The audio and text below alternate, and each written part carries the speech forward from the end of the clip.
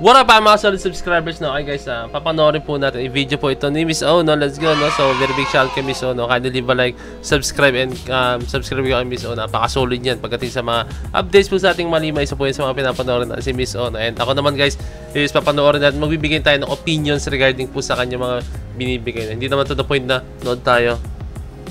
Okay, tapos na. Okay, end na tayo, no?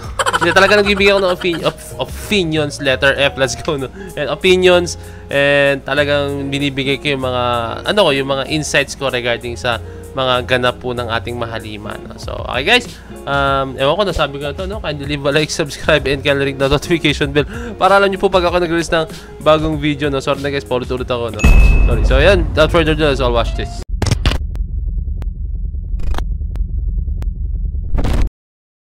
Okay, let's go, let's go. Chito Miranda's big revelation on his mom being the biggest SB19 fan. Oh.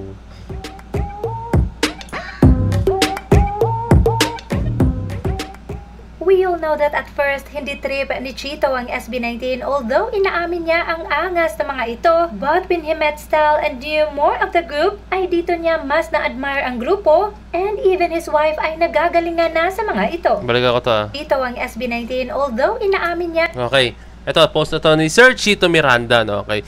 Sorry na lang sa lahat ng haters at bashers ng grupo na to. Honestly, passive neutral lang ako. Hindi ko sila ayaw, pero di ko rin sila trip. Pero grabe to ang angas. Hindi sila takot lumayo sa nakasanayan ng masa. Congrats boys. Solid na ito, no? So, ito po yung pagkaralabas pa lang po ito ng What MV, no? So, hindi pa po ito yung to the point na coach na po si Stel that time, no? Sa The Voice, no? Hindi pa po, wala pa po yung moment na gano'n. No? So, ito pa lang guys yung pag ganun pa po ang SB19, pasulong na po sila pataas guys as in, no? Ayun, yung tipong paglabas ng What MV is, alam mo yun, dun nakita natin kung ano yung kaya ng Pinoy, kung ano ang kaya talaga ng P-pop, kung ano ang kaya talaga ng P-pop Kings, no? So this time, Chito Miranda talagang humanga na siya ever since pa po talaga, no, nung pag ganun po ang SB19, no? Hindi siya into the point na nung lumabas bigla yung Gento, dun niya sinuportahan, no? Talaga si Chito Miranda na, dito makikita guys yung isang artist kung talagang legit na artist siya, no? Talagang na-appreciate niya yung isang art nang hindi dahil sa kasikatan nila, kundi dahil po sa kanilang talento po talaga, no? So, very big shout talaga kay Chito Miranda. Ang angas ng mga ito, but when he met Stel and knew more of the group, ay dito niya mas na-admire ang grupo, and even his wife ay nagagalingan na sa mga ito. Yes. Pero heto, may revelation pa ang okay, panoorin tuloy. Nagagalingan na.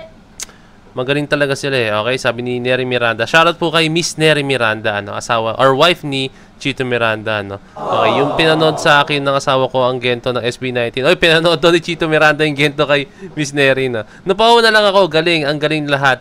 From SB19 sa director, sa lahat ng bumubuo ng gumagawa ng music video ng Gento, mas lalo nakaka-proud maging Pinoy. Sinasama ang kultura mga Pinoy, ang kultura ng mga Pinoy, nakakatuwa. Tama guys, no. Talaga nakaka-proud maging Pinoy. Kasi kung mapanood yung Gento guys, no, kung malawak po ang inyong pag-iisip, no, mapapansin nyo rin guys, is napaka-Pinoy po ng vibe po talaga ng Gento, as in, no, yung lyrics, yung Ginto, as in Gento, and then, di ba sila parang Gento ang gawin mo, Gento, no, so maraming meaning yung Gento guys, no, napaka-Pinoy lang, as in, yung pagiging, basta yung puso, pag-persevere na isang Pinoy, mapakinggan mo dun sa kantang yun talaga as in, no. Sabi sa ni Chito, paano mo ibabash yan? Ganyan sila kagaling, no. So, tama Sir Chito, no. Paano mo ibabash ang isang artist or grupo kung talagang sobrang talented po nila, no. Kung talagang sobrang, alam mo yun, yung wala kang pwedeng i-hate sa kanila, eh. I think siguro yung iba dyan, may mag-hate po sa kanila dahil sa, alam nyo na, naiingit sila talaga as in, no. Like, hindi sila sanay na ganun po yung music, pero alam mo yun, sa ngayon kasi SB19 parang sila na po yung naging trendsetter po talaga guys as in, no? Dahil sa pinapakita nila, no? Kumbaga, panibagong generation na po, no? So, yung iba kasi talaga na natili pa rin sa nakaraan talaga, no? Okay, true naman na pakusay na lahat, pati sa staff and lahat tumutulong para mas maganda music. Buhay, more music po sa SB19, okay? Nasa mga ito. Pero heto, may revelation pa ang parokya ni Edgar vocalist dahil pati pala ang kanyang ina ay hindi lang fan ng SB19 kundi the biggest fan. Nireveal niya ito sa birthday post para sa kanyang ina. Happy birthday mom! My mom is the biggest SB19 fan. Sobrang fan talaga siya as in sobra. Napupuyat siya gabi-gabi Oh. nakanood ng kahit anong pwedeng panoorin na videos na may kinalaman sa SB19. Wala siyang bukang bibig kundi how talented and kind they are, as in, mahal na mahal niya talaga sila. Grabe Meron naman yung yun, mga no? birthday ng bawat member. Ano pa nga niya yung mga Dito ba tayo sa as part na to? in, So ito, may kita mo dito guys, sobrang fun po talaga yung Ermat or basta nanay ni or mother ni Sir Chito Miranda ng SB19. No? Kasi dito malaman kung sobrang addict ka sa isang grupo or sa kung ano mang kinahiligan mo, no. Pag napupuyat ka po talaga, no. Ayun po talaga isa sa mga sign, guys, yung pag napupuyat ka, 'di ba? Kahit ako, guys, pag halimbawang may gusto kong panoorin, pag gusto ko siyang tapusin, pinagpupuyatan ko talaga, guys, as in, no. May mga ganung klaseng moment, tapos magiging lubog na lang bigla yung mata ko kinabukasan, 'di ba?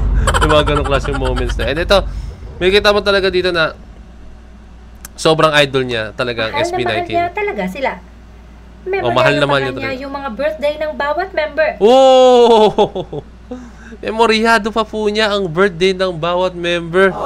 Grabe ba level yun, guys? Sabi ko nga, buti pa yung SB19, alam mo yung mga birthday, yung parokya, mga kabarkada ko mula 6 years old, hindi niya alam. Tapos sabi niya, at least alam ko birthday mo. Tama ka, may point si Sir Chito Miranda, no? SB19, kailan mo, hindi naman sa kailan, no? Hindi mo sila ganun nakakasama, no? Idol mo sila, no? Pero yung mga kabanda niya, hindi ko alam kung, tama, kabarkada or mga kabanda niya, no? Hindi niya kabisado yung or mga birthday, no? Yung tipong makakasama lagi ni Sir Chito Miranda.